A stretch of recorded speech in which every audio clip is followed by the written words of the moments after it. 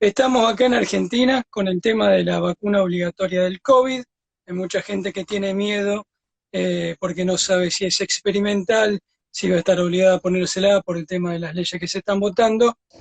Pero ahora estoy con Alejandra, que es abogada y va a esclarecer el tema.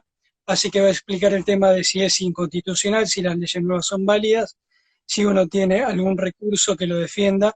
Así que bueno, Alejandra, gracias por estar acá.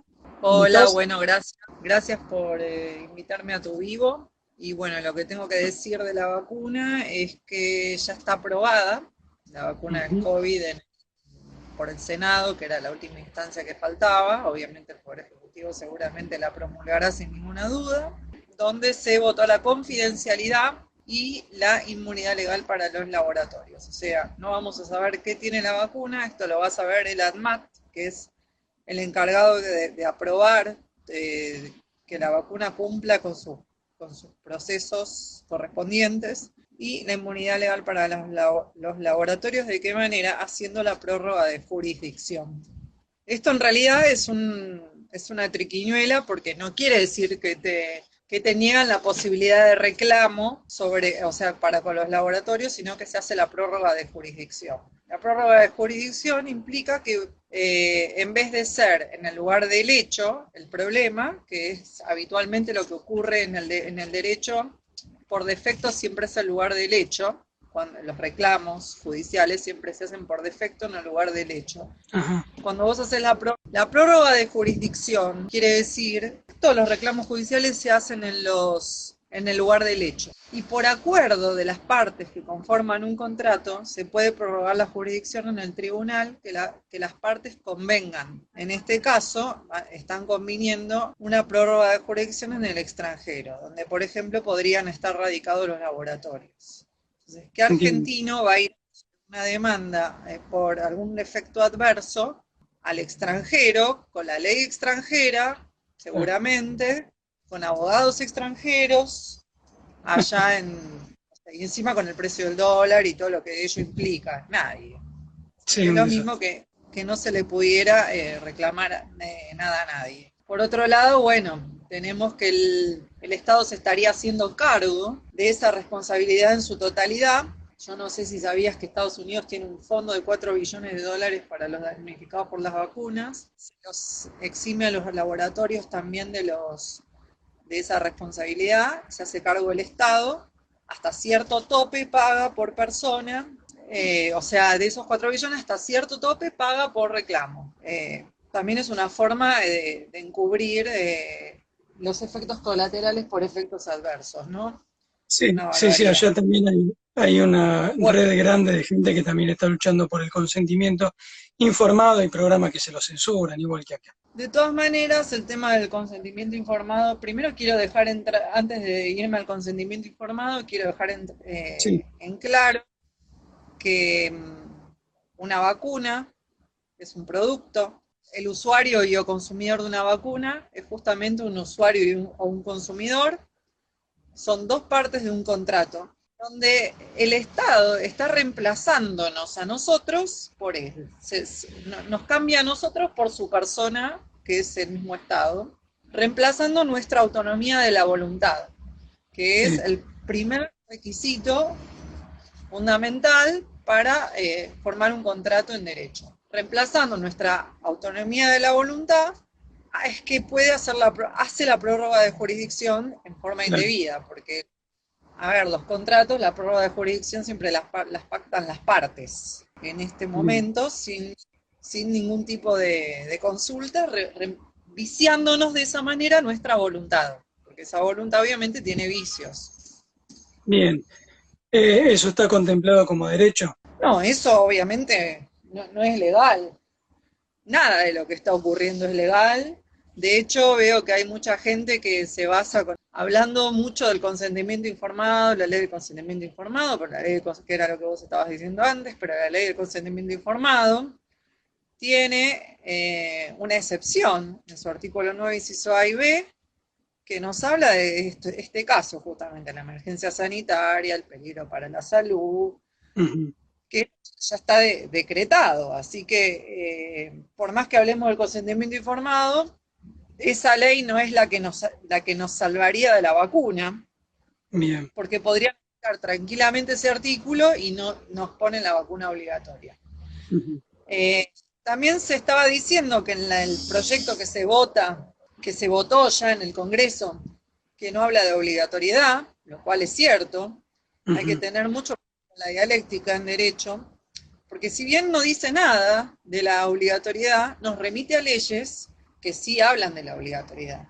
Una es la del consentimiento informado, que es el artículo 9 que acabo de mencionar, donde Sí. se reemplaza el consentimiento del paciente por cuestiones de salud pública, y el otro es la ley de vacunación obligatoria del Ujú. 2018 que se sanciona en el gobierno de Macri, que también es digital la vacunación obligatoria, porque ya hablaba de certificado de vacunación digital, Ujú. que también tiene su excepción con el calendario de vacunación, que dice que en caso de este tipo de casos que estamos viviendo hoy, Sí. admisible poner una vacuna obligatoria. Por lo que por decantación sale que la vacuna va a ser obligatoria. Incluso ese proyecto también habla de tirarle la responsabilidad al Ministerio de Salud, que es el encargado de hacer el calendario de vacunación. Después Entiendo. tuvimos distintas posiciones que se escucharon del gobierno.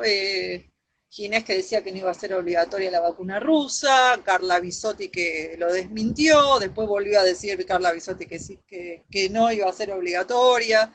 A ver, puede que la rusa no sea obligatoria, puede que la china sí sea obligatoria, Sí, sí, y de todas sí, maneras, qué puede pasar? Te dicen que no es obligatoria, pero el que no la tenga va a ser un muerto civil. O sea que yo no entiendo cuál sería la diferencia entre que no sea obligatoria y que no, el que no la tenga no pueda comprar, vender, hacer trámites en el Estado y demás.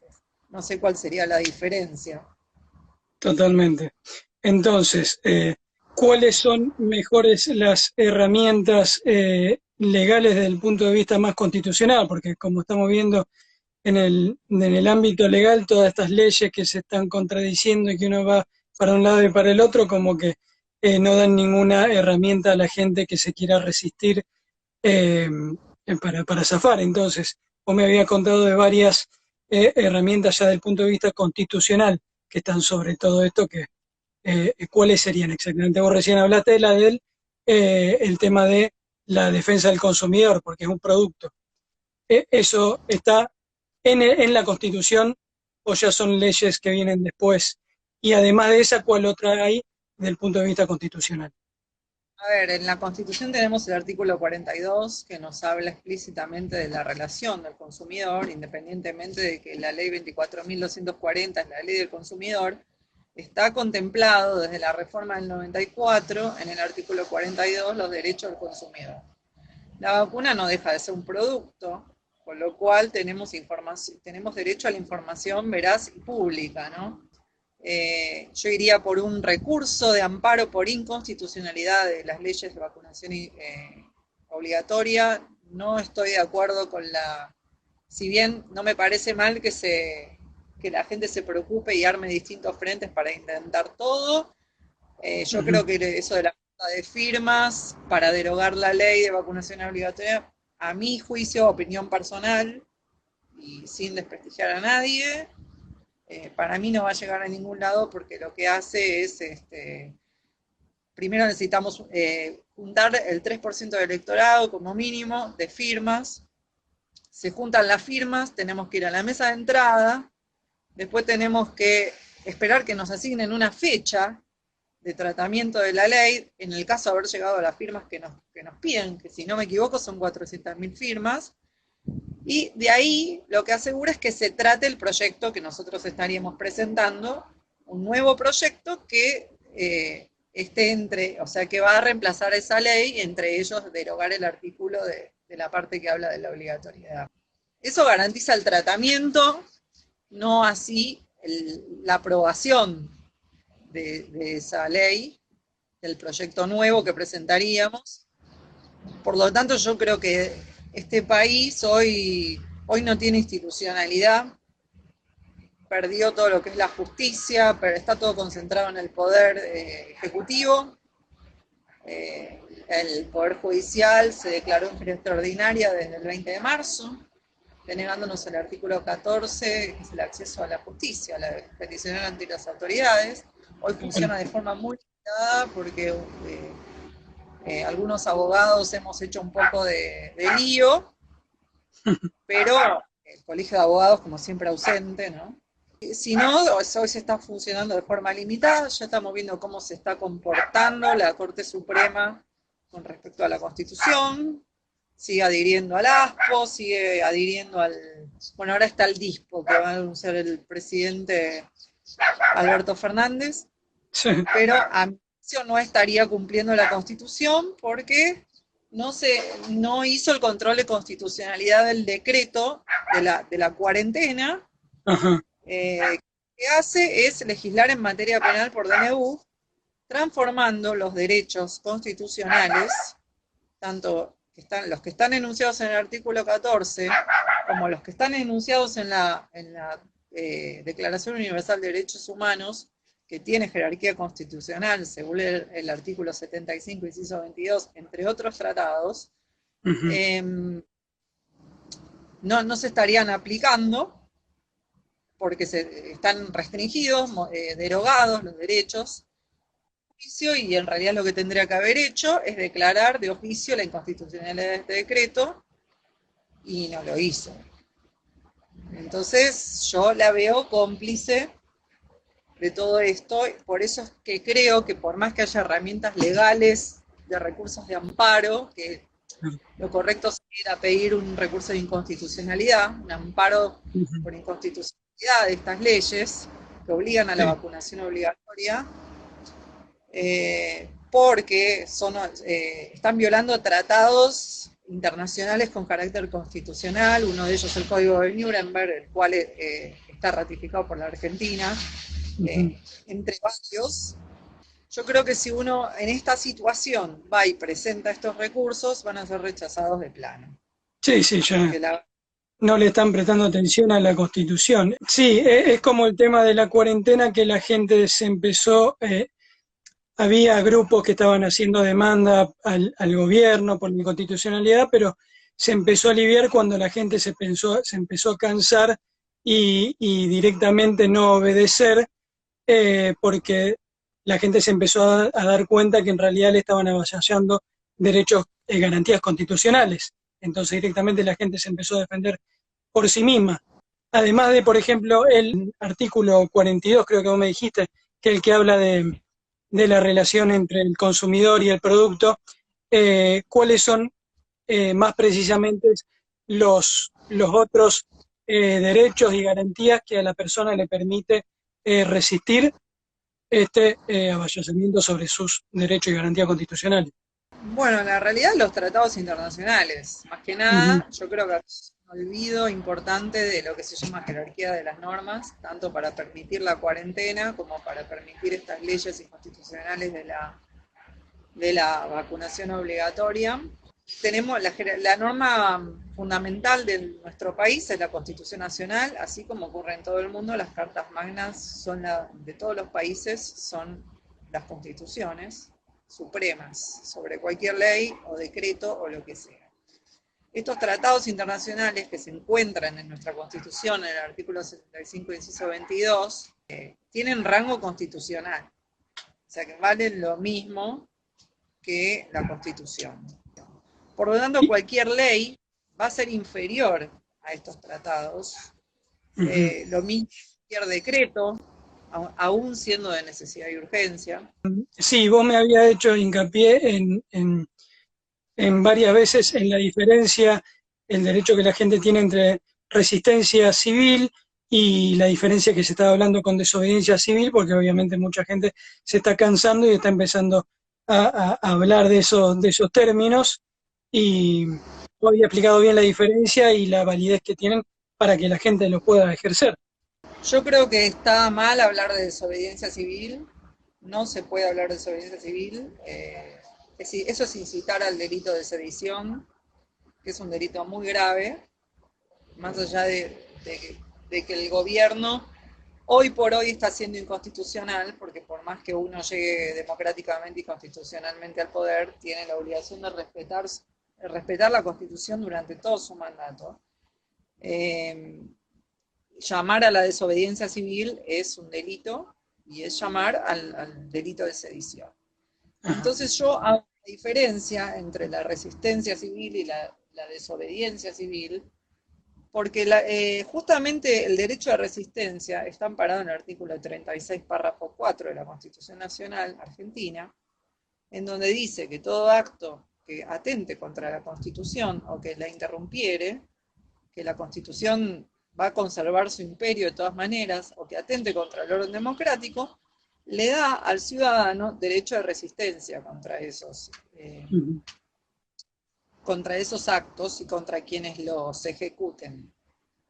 Entonces, por eso para mí es lo adecuado, en todo caso, es referirnos al término resistencia, porque está escrito explícitamente en la Constitución. Acá nos estaría uno desobedeciendo leyes que fueron correctamente hechas, que son legales, sino que uno se está resistiendo a actos que atentan contra la Constitución.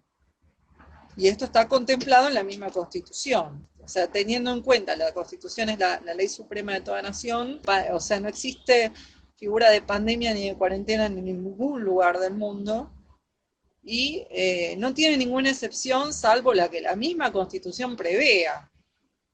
Y la forma que tiene la Constitución de autosuprimirse es mediante el estado de sitio, que eso está expresamente dicho en la Constitución, que es en caso de guerra con el extranjero y perturbación del orden, Sí. se hace con el decreto del presidente, el acuerdo del Senado, porque como se suprimen las garantías y derechos constitucionales, se supone que eso es peligroso.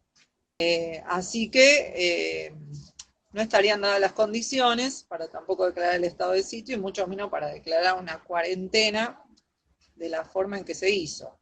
De todas maneras, la cuarentena, aún siendo ilegal, inconstitucional, es claramente legítima. ¿Por qué es legítima?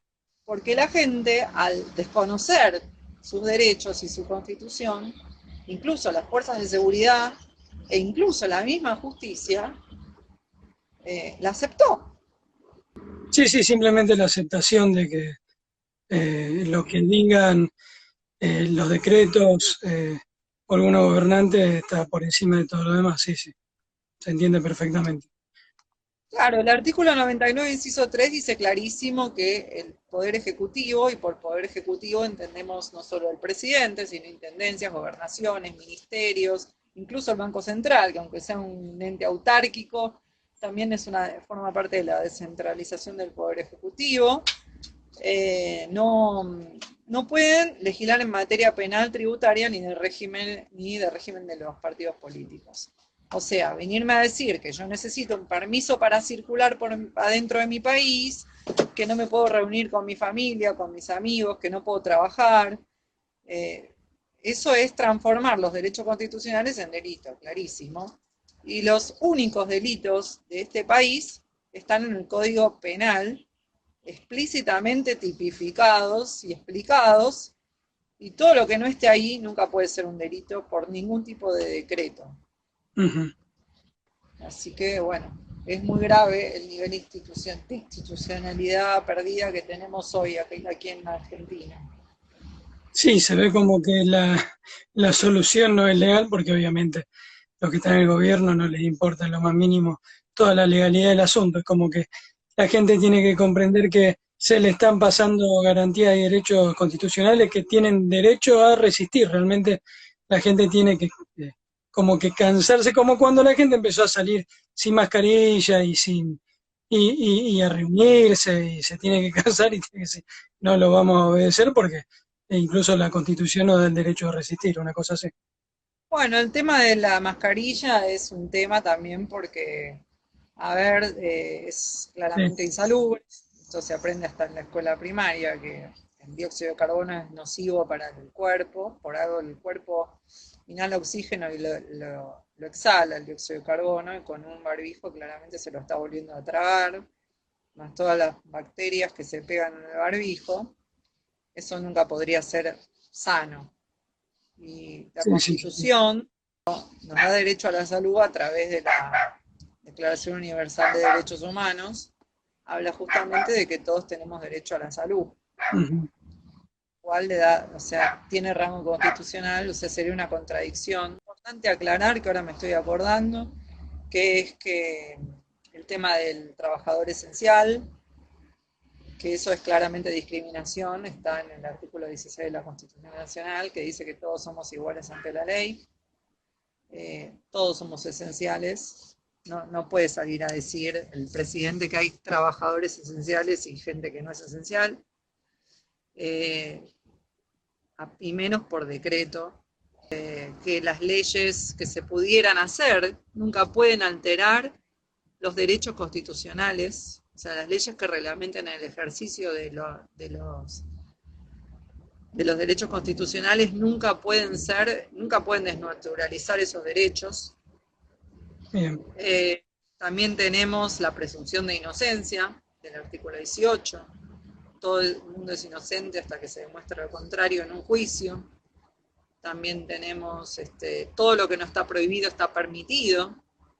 Entonces, si estamos hablando de que los delitos, las prohibiciones, lo que es un delito está legislado en el Código Penal por ley, un decreto nunca podría crear un delito, prohibirnos algo que no está prohibido por ley.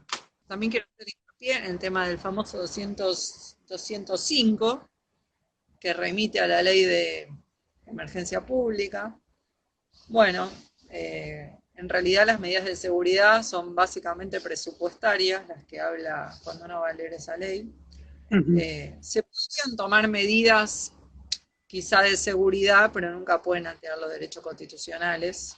Y en ningún momento se habla del artículo 202, que es justamente el de la propagación, el propagador, con lo que ni siquiera podríamos considerarlo. Primero, no podemos hablar de presunto propagador porque estamos hablando de la presunción de inocencia, que todo el mundo es inocente hasta que se demuestre lo contrario. En segundo lugar,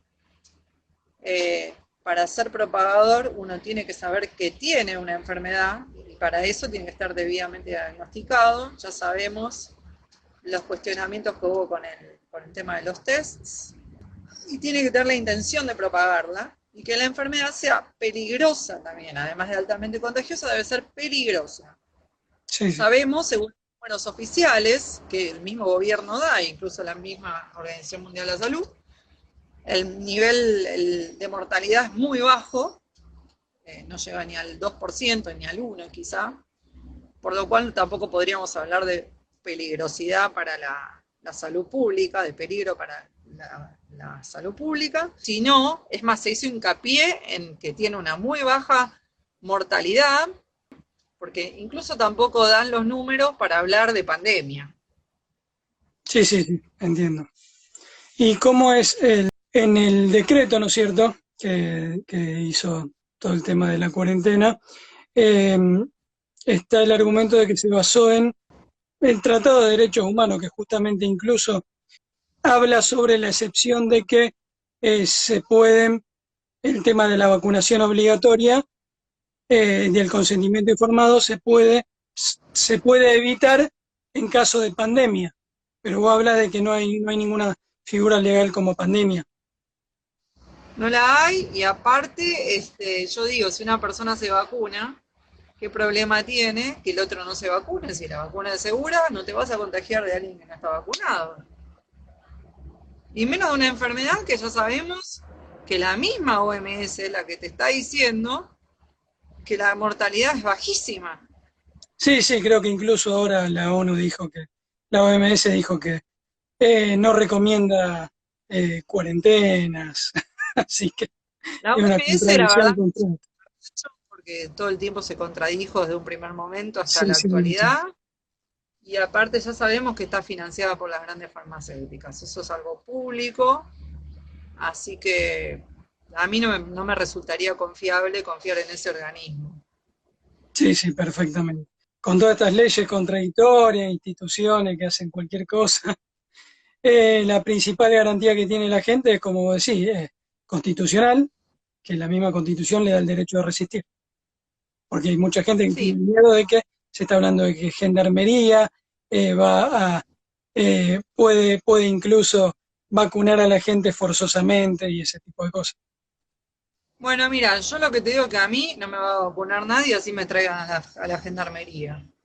O sea, yo no me voy a dejar poner nada en mi cuerpo que no me convenza, menos con la excusa de la salud pública, con una enfermedad que no tiene ni el 1% de mortalidad, vacuna experimental, Sí, que sí, se pasó fases, que tiene un montón de efectos adversos, lo que ya vemos cómo se está dando en todos los ensayos.